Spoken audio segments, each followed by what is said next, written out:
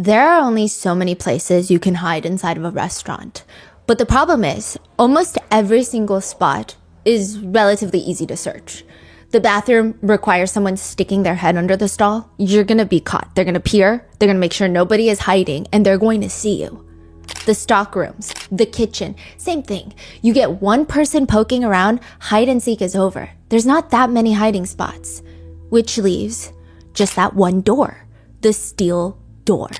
It's like the size of a small closet. Sometimes the room it's like a small room. And if you step inside and you close that door behind you, you might as well have taken a portal to a different world, because once that door clicks shut, the gasping, the shivering, the numbness, you can't feel your ears, you can't feel your fingers. You're trying to bang on the door to be let out, but you're more clumsy.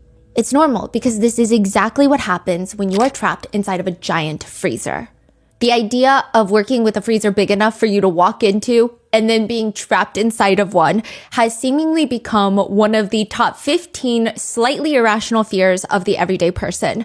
I have yet to step foot inside of a commercial walk-in freezer, but I do have random, perhaps intrusive thoughts about being trapped in one. So much so that there are Ask Reddit threads asking people, in the hypothetical world, if you were to be trapped inside of a commercial walk-in freezer for the night, let's say at a restaurant, what do you do to survive? Nobody's coming until the morning. The answers really don't do anything to make you less paranoid. I would take the cold boxes of food and create an ice shelter type of structure. So you want to prevent the blowing air from cooling you down to the point of hypothermia. That's how you're going to circulate your inner warmth. Another professional Reddit survivalist writes, many restaurants have large plastic bags in or on those wire racks. If that's the case, take 2 bags, wrap yourselves in them, utilize your body temperature by breathing inside the bag, but not enough to suffocate yourself. Come out for air every now and then. You'll last 8 hours. One person comments, I worked at a fish and chip shop once. Got loads of pies and food and, stuff back there. I would just stuff them into my clothes. I would put them in my pants. I would put them in my shirt. Yeah, they're frozen pies. It's going to feel freezing for the first 10, 20 minutes. And then after that, it'll actually somewhat insulate you. That's how it works. That is crazy how creative people are. Yeah. I mean, probably the best advice, the most simple advice comes from one professional that works with industrial freezers. He says, best thing to do if you're trapped, find something to stick into the fan blade so they stop turning. It's going to overheat the compressor outside. The cooler is going to stop cooling. The temperature alarm is going to sound, and then you'll get out.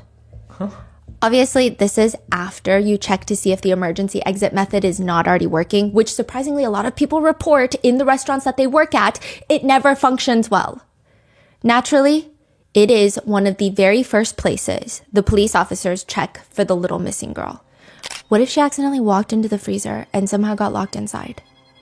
They start going through the bins, the grocery bags filled with raw meat inside of the freezer. She is not here. They check and they double check, and when they're done, they walk out of that commercial freezer. It's clear she's not in the freezer. But that is the thing. Even police have their blind spots. When looking for 5-year-old Ashley, they look everywhere. They look on the shelves. They look under the chair. They look in the bags. They look inside that commercial walk-in freezer. But while they're in the freezer, did they ever think to look up? This is the case of Ashley Zhao, the 5-year-old girl that was found in the walls of a Chinese restaurant.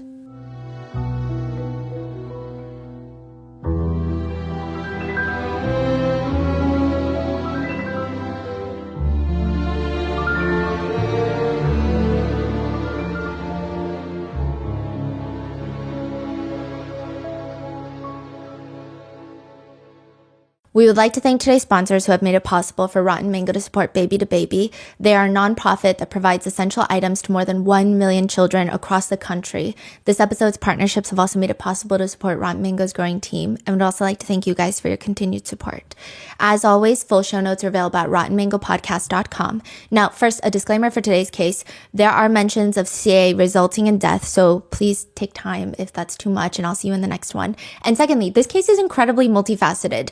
Any mentions and details included in this episode should not be taken as fuel for some sick anti-immigration xenophobic narrative or just hatred against Chinese people or China. At the same time, one's immigration status and culture should not be used as a reasoning or as an excuse for their crimes, especially when as serious as murder. So these are just the facts of the case. And additionally, most of you guys are, sometimes I feel like you guys are a little too smart for your own good sometimes. But so this doesn't apply to you, but the very small percentage of people without working frontal lobes, please exercise a bit of common sense and nuance. Don't use this video as justification for avoiding small businesses or Chinese restaurants and avoiding mom and pop shops and allegedly finding an acrylic nail allegedly in a crumble cookie. That's a valid reason to question the hygienics of a restaurant. Seeing that a restaurant is owned by a particular ethnicity or serves a particular cuisine is not a valid reason to question the hygienics, which is a thing I'm seeing all over Reddit. Lastly, any comments, opinions, criticisms are from netizens that we found online during our research and not a reflection of our personal thoughts on this case. So with that being said, let's get started. The top 4 most dangerous jobs in the United States, can you guess them? Probably like a lumberjack or something. Yeah, logging workers. Logging worker. So logging workers is the most dangerous. Then pilots and flight engineers, oil, gas, and mining. And then number 4 are roofers. And there's 2 roofers standing up on the roof on top of this pet store. It's 15 feet tall, so it's not like the most dangerous roof that they've been on, but they're being cautious. They get up there 10 a.m. They're trying to beat the afternoon sun. One of the guys, he gets close to the edge of the roof. He's just staring into the parking lot. He's like zoning out while he's waiting for his partner to get done with his part. And he sees this SUV pull up. And he says, nothing was out of the ordinary. I wasn't expecting anything, so it just seemed like a normal day. He watches the man get out of the driver's seat. A woman gets out the passenger seat. They don't talk. The 2 of them go to open the back door where they pull out a young little girl, maybe 5, 6 years old. They take her out of the car seat, cover her face with her purple winter coat because it's freezing outside, and they walk away from their car.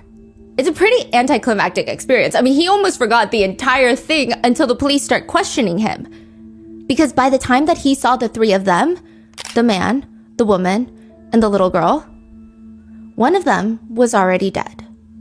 What? A man calls 911. He sounds like he's trying to keep his composure. It's working. He sounds relatively calm. Hey, what's going on? That's literally what the 911 operator says. Hey, what's going on? I can't find my daughter. Okay, how old is she? 5. She just turned 5. When's the last time you seen her? This afternoon, probably. Around what time? 3, maybe 4. So you haven't seen her in 5 hours? So he's calling around 9 p.m. and saying he hasn't seen his daughter since 5 p.m. This is a 5-year-old little girl. So it's not even like I haven't seen my 13-year-old daughter who went to her friend's house. What was she wearing? She's wearing a purple winter coat. I don't know what those things are called, but they're not jeans. They're like... Like leggings? Yeah. What color were they? Grayish. Okay, and you haven't seen her in 5 hours? About, yeah. I mean, she was there sleeping. Where was she sleeping at? In the restaurant? The man is explaining that he and his wife own this restaurant, which they have this little mattress in the back, a tiny little mattress where sometimes one of their 2 daughters, so they have a 6-year-old daughter and a 5-year-old daughter, and the 5-year-old is missing, and sometimes they just sleep in the back while their parents are working, and now she's gone. I mean, she was sleeping there. I picked up my older daughter from school. We all saw her sleeping there, and we went to work, and we let her sleep, and we got busy, and then after I got busy, we started cleaning up, and then we opened the door, and she's not there. Do you have any security videos or anything in there? No, we don't have any security cameras in the restaurant. We've been here for 6 years, never had security cameras. But we all saw her, all of us. Like my wife, myself, my older daughter. When we came back, when I picked up my older daughter from school, we all saw her sleeping there. Okay, were there any suspicious people that came into the restaurant at all? Do you think that she could have walked out? Could she have run away? I have no idea. I mean, she was sleeping in the back. It's kind of hard to say. None of your employees had seen her? There's only 2 of us in the restaurant, just myself and my wife. There's nobody else in the restaurant. There's only 3 people in the restaurant right now. Okay, when you guys left, who was there with you? Who was there with your daughter when you guys left to go get your other kid from school? My wife. I got my other kid from school. So I picked up my eldest kid from school. My wife was at the restaurant with the youngest kid.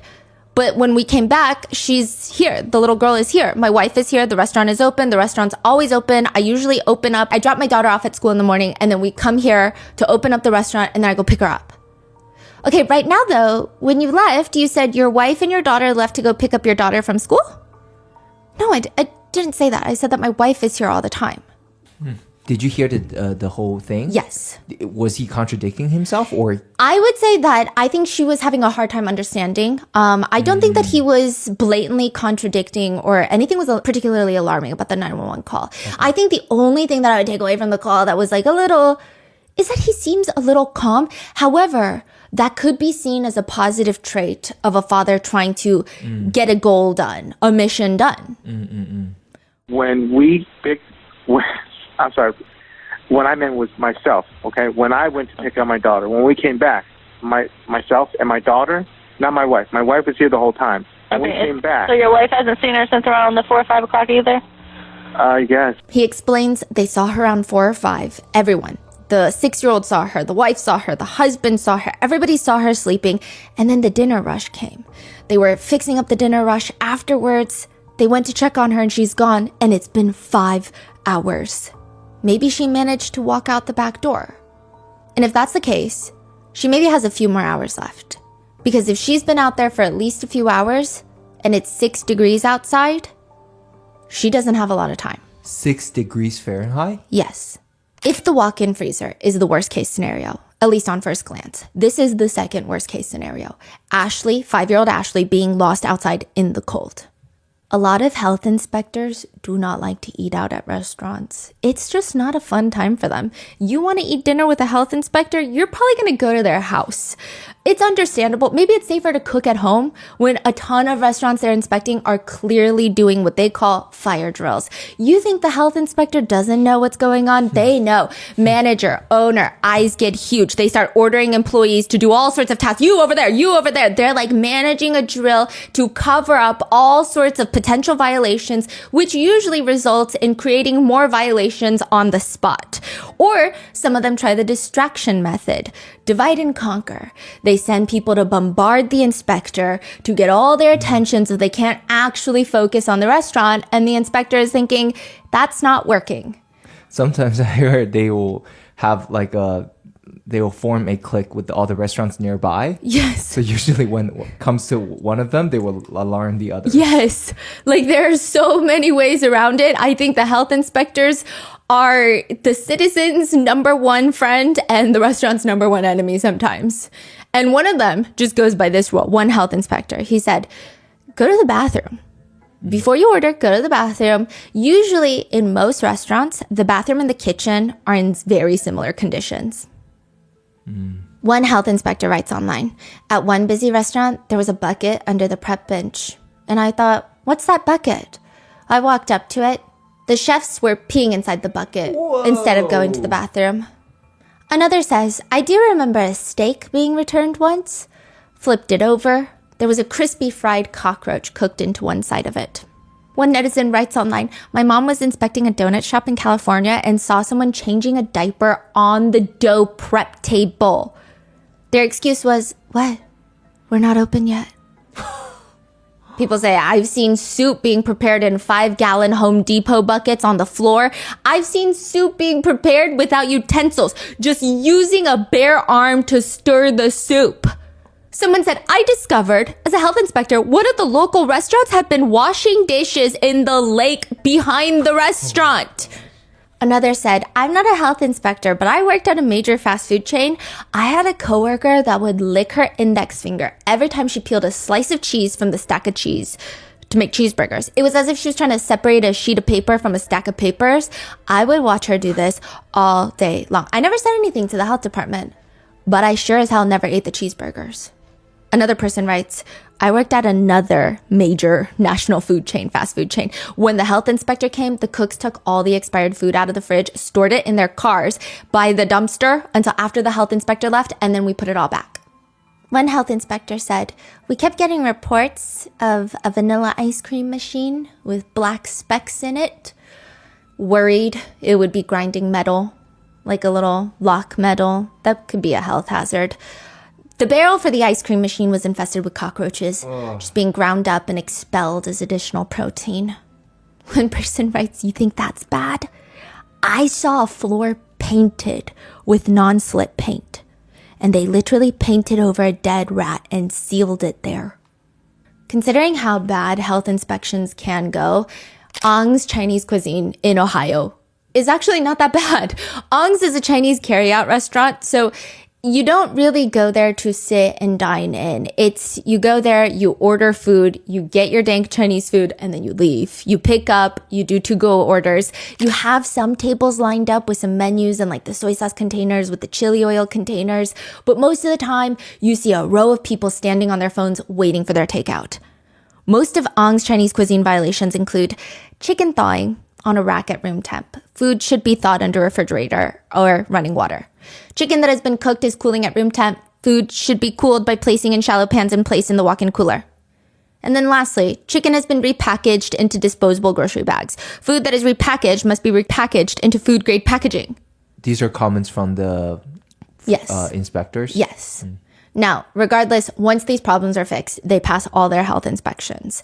There's really nothing notable in any of their health inspections, except one that is taken by Inspector Christina, but none of the customers really care for it. January 4th, 2017, she says, "While conducting my inspection, I noticed a little girl hunched down in a small toddler chair in the dry storage room. It caught me off guard because of her presence and demeanor. I only thought the owner and his wife were there. I asked the little girl how old she was, and I got no answer. And I stared at her and I said, 'Are you 3?' She responded back, 5. The girl remained in the same spot during the whole time. I was inside the facility approximately 90 minutes. I asked the male owner if she went to preschool or kindergarten, and he reported she went to kindergarten, but I don't know. There was a blue table in the facility by the hallway of the kitchen, had coloring books, crayons, a baby doll, another toy. It was just so strange, though. I don't know. It was so odd. The little girl was so quiet, and she would only stare at the floor. I thought she was in trouble for something, but I'm not sure. I just thought it was so strange the entire time I was there. I didn't even know she was there, too. It was like she was like a little ghost." Is this an interview? Or is it... This is a written formal statement, an interview with the officer. I see. A few weeks later, that little girl, 5-year-old Ashley, goes missing. Ong's Chinese cuisine restaurant technically has 4 employees. You've got Liang Dao, so Leang, the dad. You got Mingming, the mom.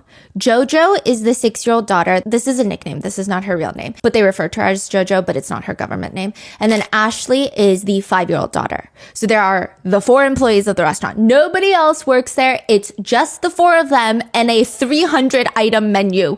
And every single person that walks into the restaurant to order, the approximately 5 to 8 minutes that they wait for their food, they will all have very different feelings about this family. A former delivery driver does mention that Mingming and Liang seemed like good people. However, I always thought Liang wanted a son. He would say, "I want a son," but he didn't have one, and I think it bothered him. Do with that what you will. Others think it's just a little bit much to run the entire restaurant with the 2 of them. I mean, they do the cooking, they do the front of the house, everything. I imagine the hours are pretty insane. One fellow parent at the local elementary school says, "My daughter was friends with their oldest daughter, Jojo. If they wanted play dates, I would have to bring my daughter to the restaurant." But the family unit as a whole is pretty wholesome. I don't think I ever caught them at a bad moment. This is a direct quote from neighbors. Like, these are direct quotes from people that knew the family. They were always very polite, a little reserved. The family seems very private, but the 2 girls, by all accounts, seem like daddy's girls. But now, Ashley is gone, and the only lead the police have is maybe she went outside. The doors to the back lead to the back parking lot of the plaza. Once you pass that, it's a pretty dense wooded area. It's like one of those suburban areas in Ohio where you drive and it's tree, plaza, tree, plaza. Those are the trees. She's 5. I mean, she could have been anywhere. She could have been taken. We don't know. I mean, has anybody been acting strange recently? Liang, the dad, says, "There were 2 guys that came into the restaurant on 2 separate occasions, a few months apart, but twice. I remember because they were asking some weird questions. We thought like they were trying to see which restaurant to target for a robbery. They were asking like, when are your busiest times? How long do you stay busy? What time do you close?" But I didn't think anything of it after the second time because it just seemed kind of dumb that they would also ask all of that. And probably they realized that there's not much to rob here, so they moved on. But maybe Leang is wrong. Maybe they didn't come for the robbery. Maybe they were looking for something else. Because behind the restaurant in the woods, the police find their very first piece of evidence, and it's not looking good. A pair of black shoes. Too big to be Ashley's. Adult shoes. Like men's sneakers.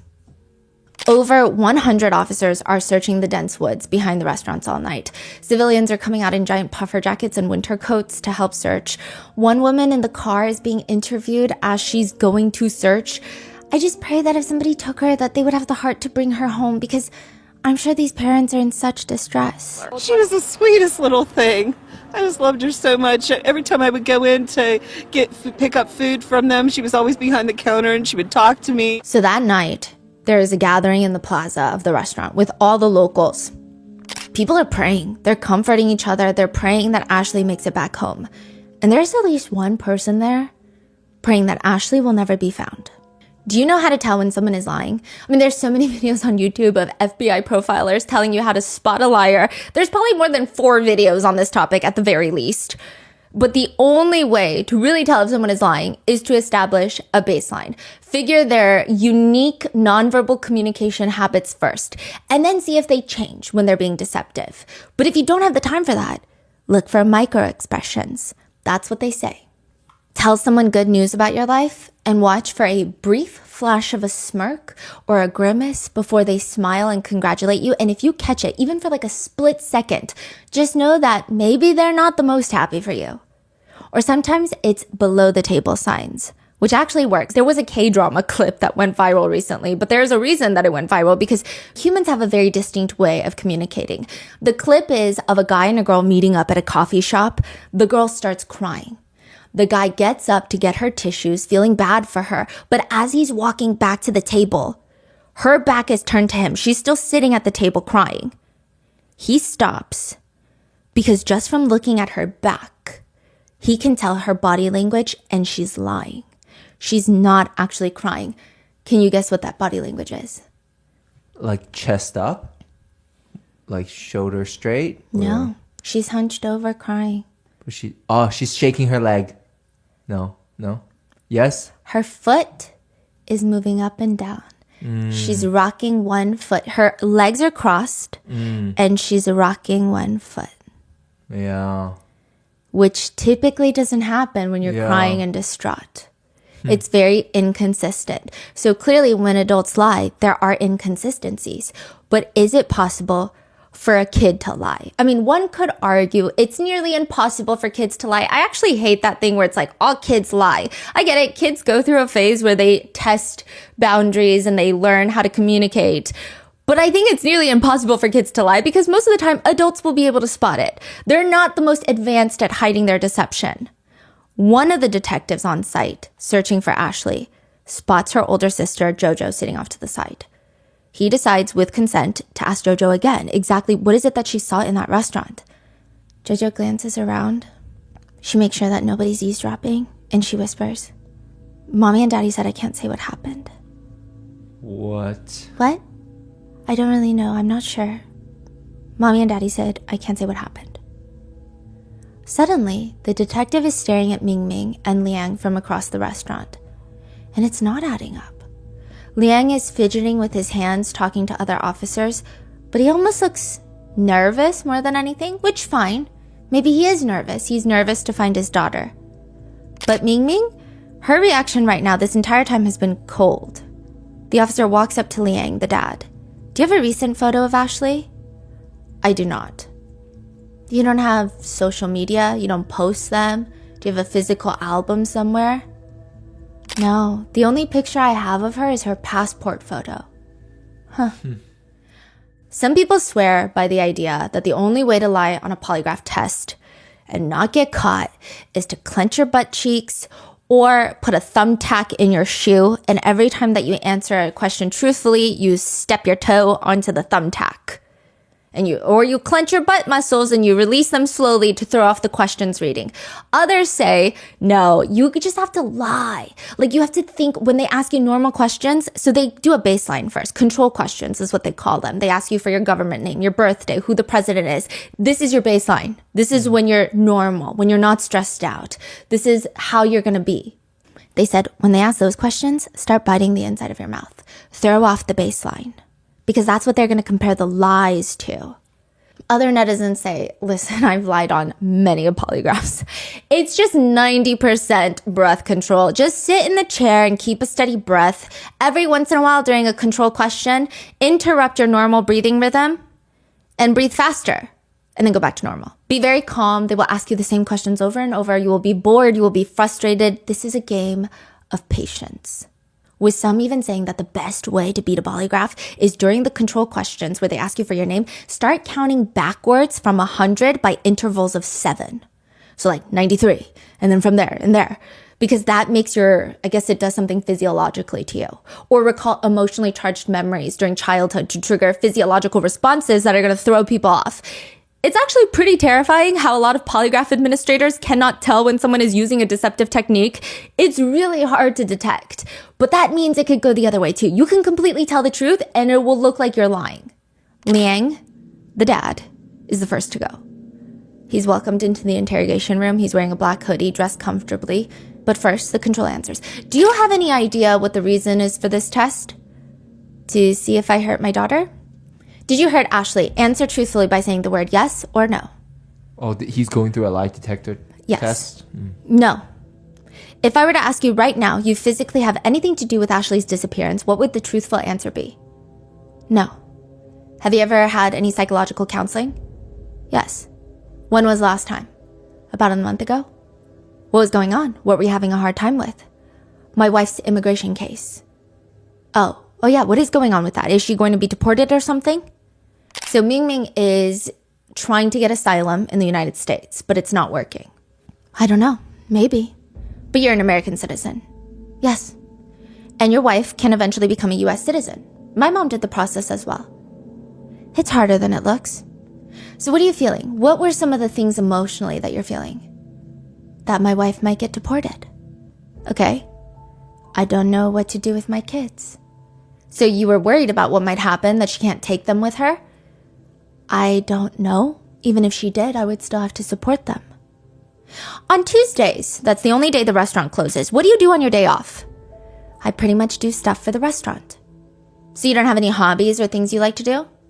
I like to draw, play some games. He's very calm. What is your greatest ambition in life? Wait, how old are you? 34. Honestly, I told my wife I gave up on the personal stuff.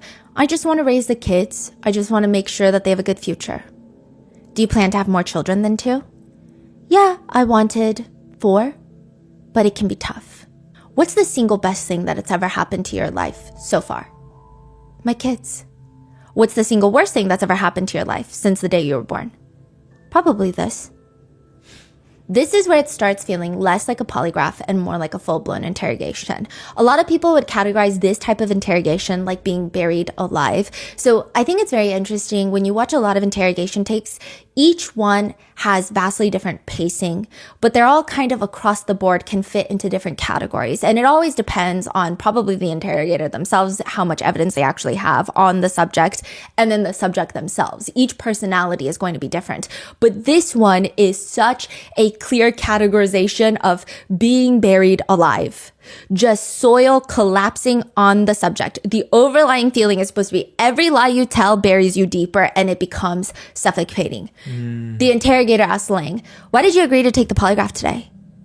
I didn't know. I thought I had to, you know? Has Ashley ever run away before? Run away? Run away from home?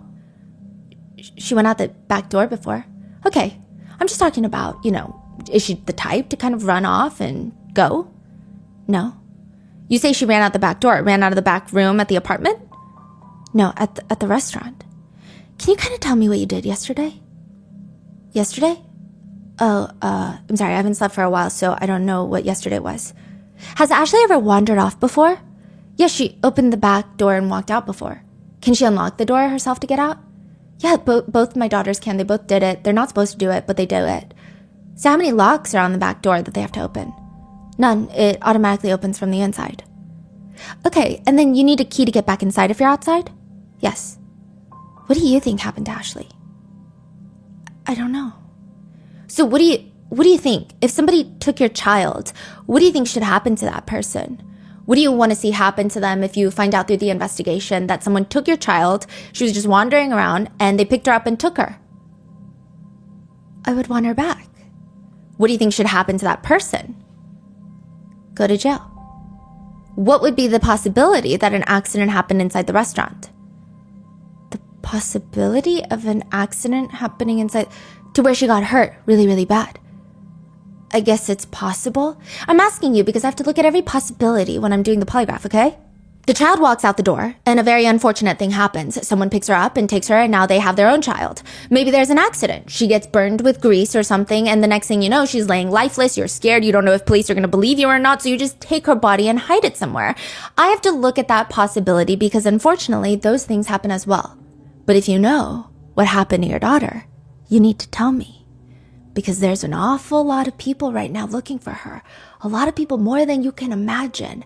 Highway patrol's got helicopters, airplanes, they've got dogs, they've got all kinds of people looking for her. But if you know we're never going to find her, you need to let us know right now. Because these people are away from their families, and they will be for days and days and days, and that's not fair to them if you know, in fact, where Ashley really is. The other possibility would be that you sold her. What? Unfortunately, a lot of people do this. They sell their own children. But if you know what happened, you need to tell me. We gotta stop. You're giving me a lot of stuff, and I haven't slept in a really long time right now. I don't think I want to do this. A lot of other people aren't going to sleep until they find her. We owe it to you. We owe it to everybody. We owe it to Ashley. I'm having trouble keeping my eyes open right now. I've had 5 minutes of rest since yesterday, and I slept, I don't know how much. You ask all these tough questions, and I'm starting to get scared. What are you scared of? Do you know something that you haven't told them? I mean, look, I'll be your spokesperson for you. I know those people. There's no reason that you shouldn't be able to tell what you need to tell. There's no reason you shouldn't be able to, and I will go right beside you. I won't make you do it by yourself, but you've got to tell me what's going on. I'm scared if I continue with this test and it shows that I'm lying or I'm trying to fake the test or something, it's going to reflect badly.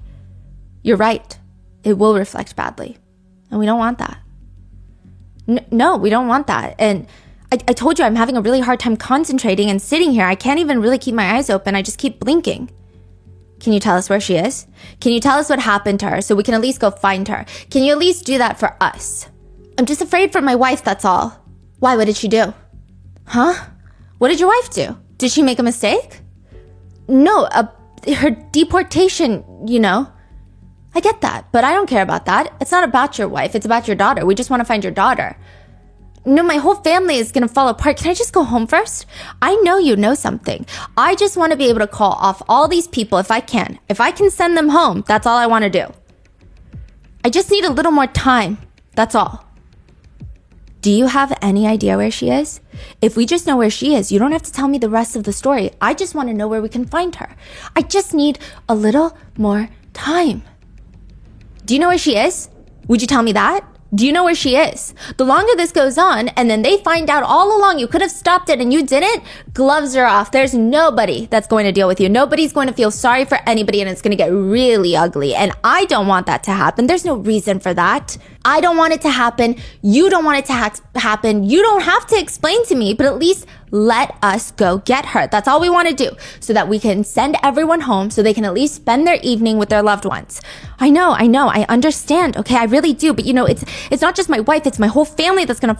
Can I just leave? Can I just leave for a little while? Just let me go back home to my wife and see my kid. I just want to see my kid. You're not gonna tell us, are you? I just want to see my kid and my wife. I want to help, but I can't help if you don't help me. I'm gonna reach my arm out to you. I'm gonna reach my hand out to you. Take my hand. I'm here to help you. Look at my hand. It's shaking. It shakes when I'm nervous. But I'm putting my hand out to you. Please. It was an accident. We didn't mean for this to happen. What happened? Did she fall? No. Something get spilled on her? No. Somebody fall on her? No. Was she playing and she got hurt? No. Just tell us so we can at least go get her. I mean, I'm still gonna go to jail. But what did you do wrong? Why would you go to jail? Because I hit a dead body. The police are searching for Ashley in the woods and near the restaurant. They unlock the front door to Eng's Cuisine. This is not their first search of this entire restaurant, but now they know for sure that they're looking in the right direction. They start combing through the entire place again, but this time with a lot more patience. They go through the kitchen, the walk-in freezer, the messy storage room, the tiny closet with the mattress in there. And why is there a ladder propped up against the wall, leaned above where the walk-in freezer is? So on top of the giant commercial walk-in freezer, there's a crawl space. And they shine the light. Look, the tiles are not even. Get the ladder. We gotta go up there. So the lie detector test was when was that taken? The next day? The next day. So they've been searching. They called at 9 p.m. They've been searching all night into the day, and the lie detector test is taken. And then after that, this is when the police is going back to the restaurant. I mean, I do think that the police were suspicious of the couple from the get-go, but they're honing in now. They're no longer focusing on the woods. They're inside the restaurant.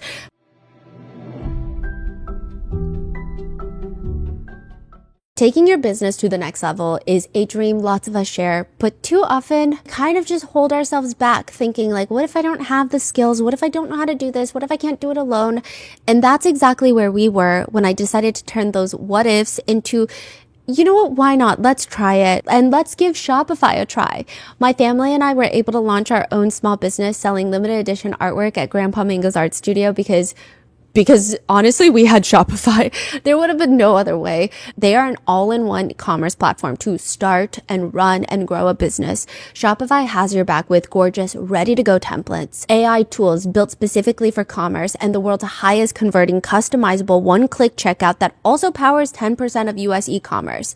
If you've been sitting on a business idea or wanting to take your side hustle to the next step, stop overthinking it. Shopify makes it so much easier than you think. Sign up for your $1 per month trial and start selling today at shopify.com/rotten. Go to shopify.com/rotten. Shopify.com/rotten.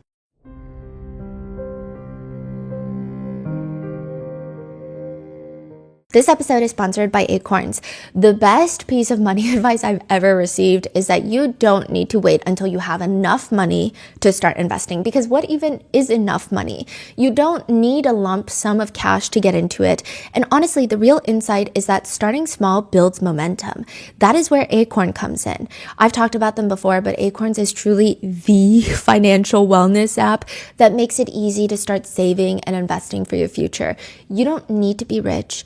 Acorns lets you get started with the spare money that you've got right now, even if all you've got is spare change. You don't need to be an expert, you just need to stick with it. And Acorns makes that easy too. Acorns automatically invests your money, giving it a chance to grow with time. Sign up now and join the over 14 million all-time customers who have already saved and invested over $25 billion with Acorns. Head to acorns.com/rotten or download the Acorns app to get started. Paid client endorsement. Compensation provides incentive to positively promote Acorns. Tier 4 compensation provided. Investing involves risks. Acorn Advisors LLC, an SEC registered investment advisor. View important disclosures at acorns.com/rotten.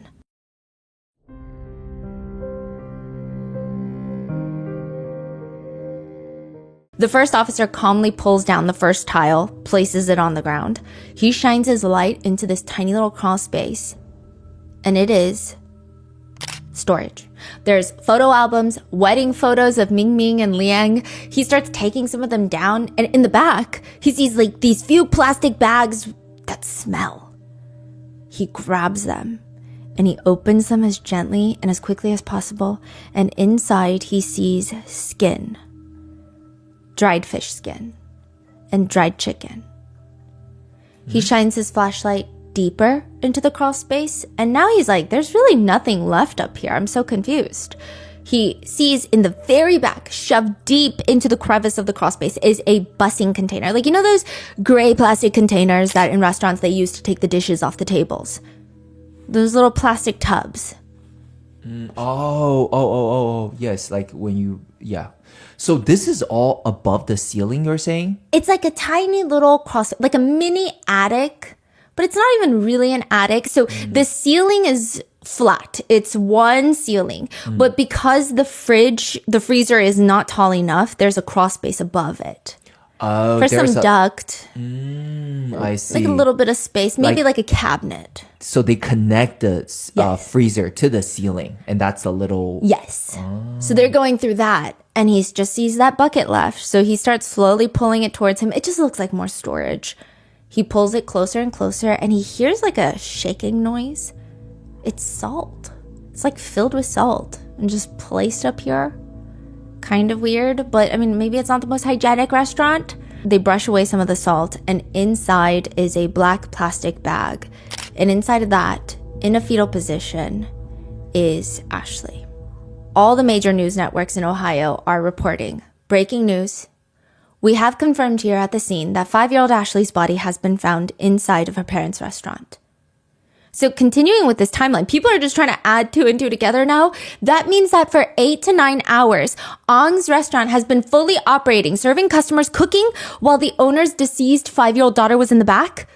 The forensic pathologist has to remove all the salt covering Ashley's body, all those little white specks. They conclude that the cause of death is blunt force trauma to the head and the torso. A lot of the officers did not like the parents from the get-go. One even goes into detail in his report. Eyes were not bloodshot, no crying and mucus from the nasal cavity. They just think, that's not how you act when your child is missing, unless you're not their parent. Mingming and Leang have been telling Ashley for months, I am your mom. This is your dad. That person is not your mom. Stop calling them your mom. I'm your mom.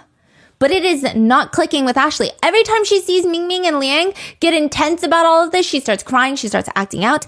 Mingming explains to the officers it's because Ashley was raised by Liang's parents, her paternal grandparents, ever since she was young. Ashley literally thinks that Liang's mom, her grandma, is her real mom. Mingming says, I need to talk to her, to explain to her, I'm your mom. Grandma is daddy's mommy. It's not your mommy. I'm your mommy. You are from me, from my belly, okay? It's so hard to talk to her when she's not even 4.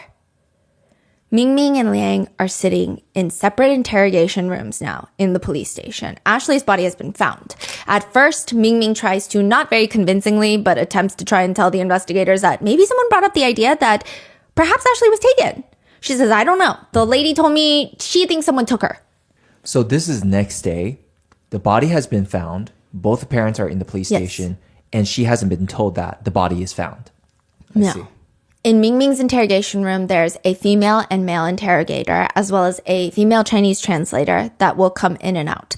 The detectives try to explain how he sat with Jojo alone to ask her questions, and he asks Mingming. And it's very interesting. Mingming has her hands placed on the table. They're folded. It's almost like she's in a work meeting. Do you know what I asked your oldest daughter? I asked her, I said, where's your sister at? Do you know what she told me? Mommy and Daddy don't want me to tell you what happened. No way. She's not going to say that because Okay. Can I tell you something else? You want me to tell you? Sure. Okay. You want? We found Ashley. Okay. Okay. Where's Ashley? She's deceased. What?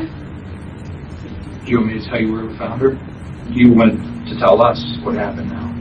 I don't know.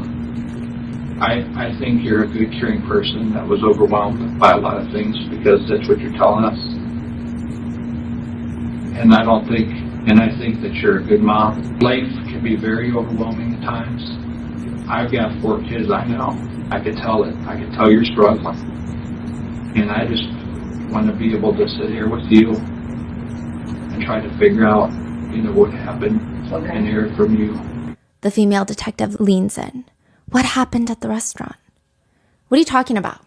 We know something happened at the restaurant, so we're trying to figure out what led up to that. I don't know. I think accidents happen too, and I think that there could be something that happened that was an accident, and you didn't mean for it to happen, or your husband didn't mean for it to happen. Jojo didn't mean for it to happen, so we need to figure out some sort of accident happened so we can understand. I just know what Jojo told me. How do you think she's feeling right now? This is the male detective. I don't know. You're a mom, a caring mom, and you got a little girl that needs you and looks up to you. I'm not the caring mom. She said, I'm not a caring Yeah. mom? Why do you say I'm the caring mom? Because I can tell you take care of JoJo. Yeah, I take care of the kids all the time. She has a brief moment with the translator where the translator has to explain to her that caring means loving. 就是说对孩子很好，照顾他们，照顾得很好 ，caring， 那就嘘寒问暖。我没有说我对他们很好啊，我自己对他们很严啊。啊，你没有说过你对他们很好啊？我说我对他们很严，我说我是个很严的妈咪。可是你给孩子吃穿哈，对呀、照顾他们哈，你实际上就是 caring。哦 ，OK。Loving， 对你爱你的孩子吧 loving. Oh, yeah. You love your kids. So it appears that maybe she doesn't know what the word caring means. Then they just skim over it. Ashley, you're not even crying. I can't. Why? Because I can't. I don't have any wallets anymore. Okay. I understand that. That's one thing you and I both understand. Okay. What happened to her? The male detective on the side starts getting aggressive with Mingming. He leans forward. He's raising his voice. Your daughter is dead, Mingming. She's dead. She's dead. She wasn't on the couch. She wasn't on the bed. She's dead in your restaurant. And now we can sit here and play games all night, but I don't want to do this. I know that you love your daughters. You told us. Do you think that JoJo wants to go through this and lose her sister? Do you want to sit and play whatever and say, I don't know what happened? What happened to Ashley? How did she end up dead in your restaurant? Silence. Your daughter is dead. I just don't understand. You said you have nothing left. Isn't that what you told me? You don't have any tears left. You have nothing left. Mingming, your daughter is dead. I just don't understand that. I'm to the point where I'm crying for your daughter. I'm not expecting you to cry, but there's the death of a 5-year-old little girl. The energy in this tiny room feels like maybe it's a little bit much. Everybody steps out, leaves Mingming alone with her thoughts, and now just the male detective returns. He plops down across from Mingming. It looks like he's plopping down in front of his teenage kid who he just caught sneaking out. He looks disappointed. He looks disgruntled. He looks like he would rather be, 50 other places. What are we going to talk about? Mingming shakes her head no. I'll listen. I don't have any more to say because I know that you're just going to tell me nothing happened. I just want to find out what happened to her. I can see it in your eyes that something happened. I'm so tired. How do you think I am? Don't you think I'm tired? Yes. I was at home with my family last night, okay? I didn't get no sleep. So I woke up yesterday, Monday morning, at 5:30 in the morning. I haven't been to bed since, okay? My job's to help people, but also give people closure, okay? Your husband called me because your daughter is missing. That's the report that I got, okay? I left my family because it's important to me to come to help you find your daughter. They are facing off in the interrogation room. Usually the interrogators try to sit on the side. Sometimes you'll have one interrogator in front, but always someone to the side. This detective is closing in on her. He's sitting square in front of Mingming. He's got his arms reaching about halfway onto the table. It's a tiny little table. He's looking Mingming straight in the face. He's not letting her look away. She's resting her elbows on the very edge of the table, and she is also not leaning back from his gaze or his very intense body language. She's just staring right back. What happened to Ashley? How did she die? I kill her. You killed her? Yeah.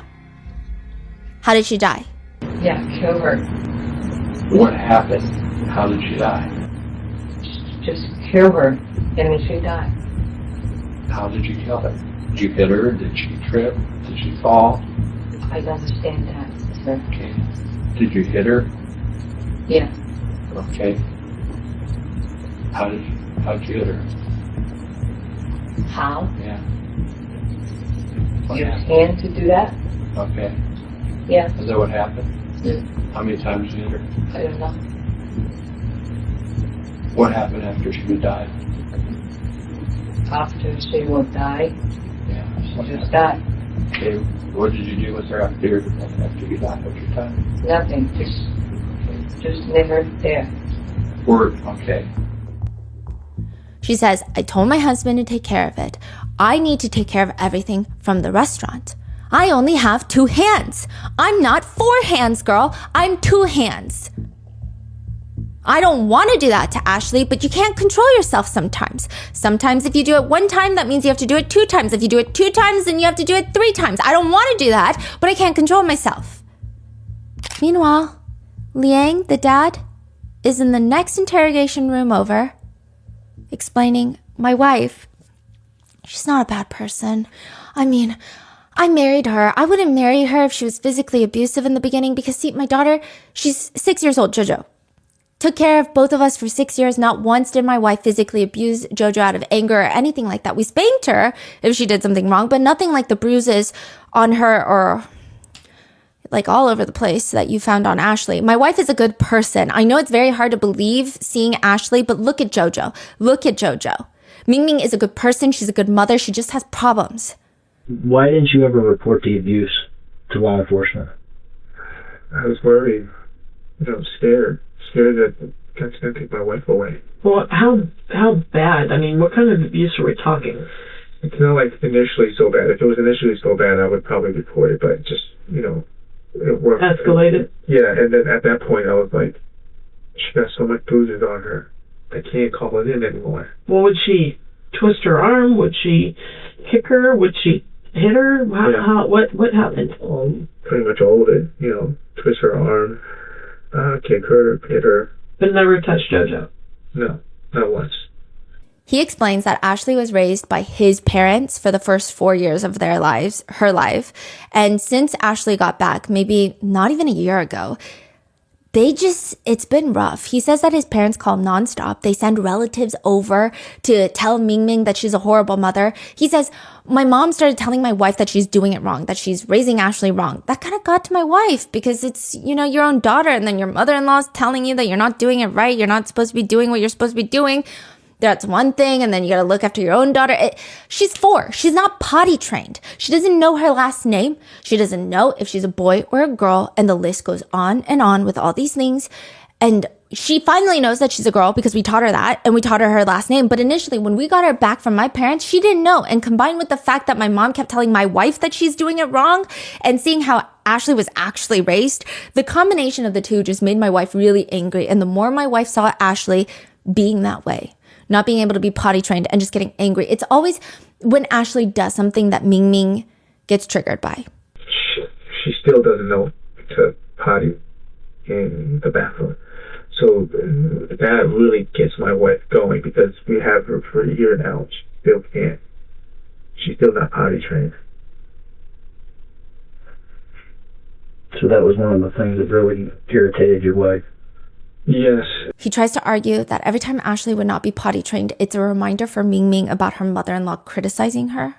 What? Yeah. As for what happened yesterday, Leang tells the full picture, whereas Mingming doesn't. Leang says that he went to go drop off Jojo from school. He comes home and he recognizes that Ashley had defecated in her diaper. So she pooped in her diaper because she's not potty trained. And which, by the way, I've got a very firm stance. If your child is not potty trained, that's on the responsibility of the parent. It's not the child. The child does not potty train themselves. She pooped in her diaper. And then I think she was so uncomfortable with the poop in her diaper because obviously it's not a great sensation. She took off her diaper, which led to some of the poop falling onto the floor. Leang walks in. Mingming is smashing Ashley's head into the carpet. In the restaurant or at home? At home. So, you're 5 years old, you still don't know how to poop and potty. And my wife got angry and hit her head on the carpet, 2 times. And initially she was breathing. She was still breathing then. And Did you see your wife do it? Yeah. She stops. They let her be. She's making these snoring sounds. And he says this isn't the first time that her head has been smashed into the carpet, so he didn't think anything of it. He thought it would just be fine, that she was hyperventilating, which that snoring sound, we talked about that in the previous episode. You're not sleeping. He thought that she's sleeping or she's hyperventilating. So about a good 5 minutes pass and all this vomit starts coming out of Ashley. She starts having green fluid come out of her nostrils. They take her, rinse her off in the bath. They still, I guess, don't think anything of it. They bring her back to the living room and she's still breathing. And then a few minutes later, he goes to check up on her on the living room floor and she is no longer breathing. He starts freaking out, and that's when they decide they need an alibi. So they're going to dress her in her clothes, put her in the baby seat, take her from their apartment door to the car, buckle her into the car seat, drive their deceased child to the restaurant, unbuckle her. That's when the roofer saw her. She was already deceased by this point. They're going to keep her in the back of the restaurant while they open up for business as usual. And then he's going to go pick up Jojo. Jojo's going to see her sleeping in the mattress on the back so that she doesn't have to lie, so that she can tell the truth and they look more credible as a family. And then after Jojo leaves for a second to get a tooth pulled out in the front, Leang moves Ashley's body on top of the crawl space. It's sick and twisted that they're using their eldest daughter as an alibi. But he also says, I didn't know it was going to be this serious. He just thought that he was going to call 911 and they were going to say, okay, your daughter is missing. He said, I didn't know the procedure. We didn't think that I was going to be coming down here taking a polygraph. I was going to be asked so many questions, that it was going to be involving so many people. If we knew that there was going to be 100 people searching, maybe even more, I don't even know. I'm just sorry. You guys actually cooked and served meals while your daughter was laying there. Yes. And went on business as usual. Yes. Both of us were afraid what was going to happen. If we did, we were afraid that we're going to lose our daughter, we're going to lose our family, the restaurant, the house, that we're getting everything in our life that, that we worked so hard for past 6 years. This was going to be gone. See, he is so acting like he's so nice, right? He's saying, I didn't know, my wife is nice, I'm just cleaning up, I'm scared, this and that. He doesn't even care. The daughter died. Yeah, later he keeps calling Ashley it. Did you and your wife both agree on putting her there in that container? I mean, we talked about places and I said this is probably the best place to do it. It's well ventilated with the salt in it and we're not going to be worried about the temperature because it's cooler up there. Now, side note, there are speculations by netizens, and as someone who knows a lot of people close to me that are autistic, there are speculations that perhaps Ashley was on the spectrum.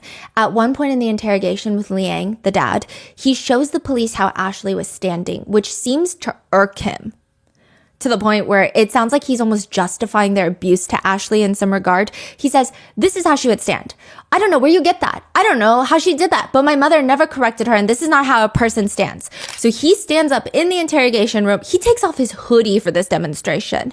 He stands on his tippy toes, and his arms are bent, and a lot of people with autism call them like T-Rex arms.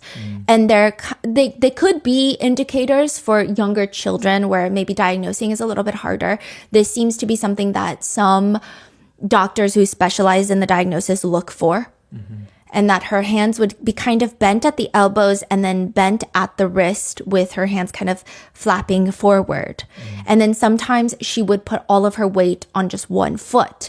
And then the other one would just be tippy-toeing. And again, tippy-toes is another sign that a lot of parents with autistic children look out for. And she would just do that. Pretty much, we correct her, she would do it, correct her and do it. She would do it. A lot of things. There's a lot of things that we felt that my mom had her for 4 years, that she should correct these things. So, every single time when Ashley do something like that, it would trigger my wife, because my wife would be reminded of what my mom said. And he says that's the reason that Ashley was getting abused, whereas Jojo wasn't, because when they got Ashley back from his parents, they said there were so many, quote, problems that Ashley could not feed herself. She was still in diapers. She didn't know how to use the restroom by herself. She was not potty trained. She didn't even know how to go into the refrigerator to get something. One family friend said, I've seen Ashley, if she was thirsty or wanted something, she would walk to the refrigerator, point. They would have to walk to the refrigerator, open it, and then she would point to what she wanted. She was still in a high chair because she didn't know how to use eating utensils, hold a cup. And again, I just don't know why any of the adults, even this family friend, is talking about it as if it's something wrong with Ashley. I don't think anything's wrong with Ashley. And if someone is upset by, I guess, maybe her development, it's up to the parents to work on that. I think it's crazy that they're talking about her like she's weird, like something's wrong with her, when nothing is wrong with her. They would say things like, so Ashley was almost like an infant in a 5-year-old's body. And again, they're almost placing the blame on Ashley when it's on the parents. Leang says, we would have to feed her, like even a regular piece of sliced bread. It would take her over half an hour to eat. My mom had her on a liquid or semi-liquid diet. She has problems processing solid foods. That's why it takes her so long to eat. Clearly, they have no intention of getting her help, though, because he says, we didn't take her to the doctor. We were afraid because the doctor would see, that she's bruised all over the body. Interestingly enough, a lot of people don't even know that they have 2 daughters. A lot of them only know JoJo. And there are speculations that because maybe Ashley was not what they perceived as neurotypical, they didn't want people to know that she was their daughter. Yeah. And it's kind of gross because in Liang's interrogation, he continues to state that, yeah, okay, fine. Mingming's going to jail. I'm going to jail. But guess what? I don't want JoJo to be raised by my family. I want her to go into foster care. He said if JoJo is raised by his family, they're going to turn out the way Ashley did. He says JoJo's going to turn out the way Ashley did. He says, I just don't want my family to raise my kids. I'm just afraid they're going to turn out like Ashley and then my wife is going to hate her. And even as he's being taken to prison, he says, I just don't want my mom to have contact with my oldest daughter, JoJo. Okay? Not that she's a bad person. It's just what happened with Ashley. I'm really afraid she's going to raise JoJo the same way. In prison, in jail, the couple have turned on each other. Mingming's attorneys have accused Leang of harming both Mingming and their 2 daughters. Those allegations did not come back up in court, but Mingming confided in a psychiatrist in prison that Leang was the one responsible for Ashley's death. She claims that she was instructed by him to tell the investigators that she was the sole person responsible for Ashley's death. Some netizens actually can agree with this theory because the way that she's confessing in the interrogation, it's vague. And it's like, I killed her. Let's get it over with. I did it. Get me. Oh, you're saying she did all she said was she killed her with hand. Yes. And she didn't give any more details. Yes. Every detail is from him. Yes. And then some netizens are digging deeper psychologically and saying perhaps even her flippant attitude. So a lot of people, when they first see the interrogation, it's like, wow, this lady is crazy. And she is crazy, right? Yeah. But some people think, what if she thinks she's doing something for her eldest daughter? Like she's taking one for the family. Yeah, I think she's clearly crazy, but I think the husband's more scary. Yes. Terrifying. The whole way he carried himself. Like, my wife is such a good person, but also she murdered our daughter in cold blood. Yeah. He's in his mind, the story he tells is, oh, I love my wife and I'm protecting her. Yeah. But truly, if you think more, he's like, clearly messed up. So the argument by the people that believe, and again, nobody is feeling sympathy for Mingming, but they're saying that maybe Leang is the one that killed the daughter, and perhaps Mingming took the fall because Mingming is not in the U.S. legally. So she doesn't have her papers. And so maybe she thought, either way, if he goes to prison, I'm going to get deported, and then JoJo's going to have nobody. So what exactly did she say? She said he killed the daughter. Yes, and that he has been abusive to not just her, but also the daughters. And he threatened her, if you don't take the fall, you're going to get deported, and JoJo's going to go into foster care, and I'm going to go to prison. And then she says that she originally took the hit for it until she realized that he requested JoJo to be sent off to foster care regardless. And the netizens who believe this theory, no sympathy for Mingming, but they have scoured through the Ang's Chinese Cuisine restaurant Facebook page. There are just back-to-back posts of Leang running that page and saying, sorry, we're closed today because my wife is sick. My wife is sick. So people are commenting, very odd that this place was closed so many times due to his wife being ill. They thought maybe he was being abusive. Now, October 12th, 2017, initially Mingming pleads not guilty to murder by reason of insanity. She ends up taking a plea deal. She pleads guilty to involuntary manslaughter and other charges. And under that plea deal, she has been sentenced to just 22 years in prison. The judge says, the horror of being beaten by her own mother. I use the word mother with great pain when talking to you. It's insulting for mothers who do what they're supposed to do for their children. 100 years would not be enough. So why 22 then? It's likely because she is going to be deported back to China right after her sentence. in 2040. Meanwhile, Leang is serving a 12-year sentence for his part of the crime. He will be eligible for release in 2030, which netizens are very upset by because during his own interrogation with the police, he says, let's say I went through with this and I didn't get caught. I'm going to be looking over my shoulder for I don't know how long because a dead body is there that I eventually have to get rid of. And if you put it in the ocean, the tide can wash it back. If you bury it, animals can get at it. Someone can find it. If you burn it, there's a chance someone is going to see you because it's going to be a very big fire. You're not going to do it during the day. You're going to do it during the night. So when you're burning a big flame at night, someone is going to see it. We thought about all of this. And honestly, we weren't really too sure what to do after that. One officer writes in his report, during the interview with Liang Jiao, he shows no remorse for Ashley. The only time he showed remorse for was when he found out that he would not be able to see his daughter Jojo. Even during his sentencing, he tells the judge, a year ago yesterday, I lost my daughter.